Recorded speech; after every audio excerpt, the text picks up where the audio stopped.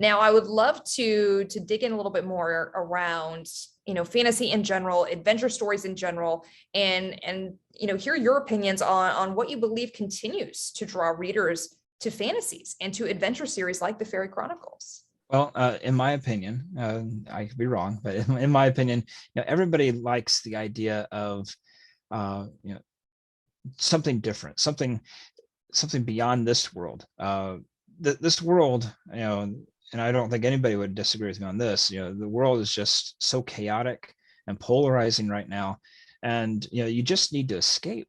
And one way to escape is to escape into another world. It may have problems, but it's different problems of what you're going through. And that escapism, I think, is what draws most people to fantasy. Being, especially if you can lose yourself in the pages of the book, and identify with those characters and kind of enjoy their journey. You forget about your own suffering, your own problems, even if it's for an hour or two, and watch someone else go through it. So yeah, I did that with the Harry Potter books. Those are great. Yes. Especially the Deathly Hallows. Now, I bought the Deathly Hallows at 5 p.m. when I got off work. I finished it at 3 a.m. I read the entire. I read the entire book in 10 hours, and I didn't even stop for bathroom breaks. I took the book with me, and I was in a hotel room at the time because I was traveling. So I ordered room service so I wouldn't have to leave my bed to go get food. And I just ate my food while I continued to read. And I absorbed, I consumed, I guess the best word, that book. And when it was done, I was like, man, now it's gone. And to me, it was like a steak that you just eat so fast that you forgot how to taste it. And now, it's like, oh, I know what's going to happen. I can never get that back. And, I'm kind of sad that I read through it so fast, but it just drew me in. When I wrote The Priestess of Fairy, one person read it in less than 24 hours. I always do think that there's pros and cons to reading something so quickly, because the experience of that is almost intoxicating, of really being able to be there and absorb and escape and indulge in being able to read what happens next and being able to control that. But I agree with you around, then you're never going to get that wonderful feeling back. So is it worth, stretching it out a little bit more? It's always the conflict of the writer and the reader a little bit more in that regard. Well, something that we spoke to earlier was you've written outside of the fantasy genre in many different ways. And I know that something that you're currently focused on in doing, your upcoming projects is historical fiction, which is very different in many ways than fantasy is. Why? I would love to know a little bit more around why the historical fiction was kind of, next on your plate, and how writing for the two genres have differed. Well, the historical fiction is something that I needed something fresh. I've explained that, the Fairy Chronicles, I kind of shot myself in the foot going to the Vanity publisher. It was dead in the water. I needed something else to get name recognition, to kind of get my foot in the door. So I decided, what? I've been doing so much genealogy. There's this great story I ran across my genealogy. Let me take that and make that into a book, and we'll see if it goes anywhere. That book is called Indomitable. And those of you who are familiar with Uncle Tom's Cabin, the main character, Eliza Harris, was actually real. One side of my family owned her. The other side of my family set her free. And Indomitable is a story of her escape from Kentucky in 1838 across a semi-frozen Ohio River, and how she was taken up to Canada to live free.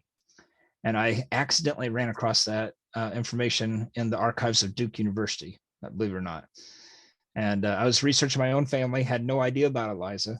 And I found 100 pages written about Eliza. And so I went over to the scanner and I started scanning them as fast as I could. I had 2 pages left, and the librarian came over to me and said, "You're not supposed to be scanning those without permission." So I've got 2 more pages. She says, "Go ahead." So I finished the scans and used that information to write the story. So while it's historical fiction, it's based on historical fact.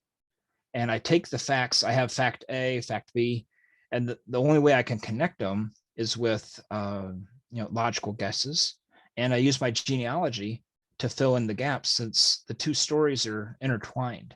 Liza's story parallels my ancestor's story because they were abolitionists. They freed slaves. They were conductors on the Underground Railroad. So she went right through their house on this journey. And one of the people involved was Ulysses S. Grant when he was 18, before he went to West Point.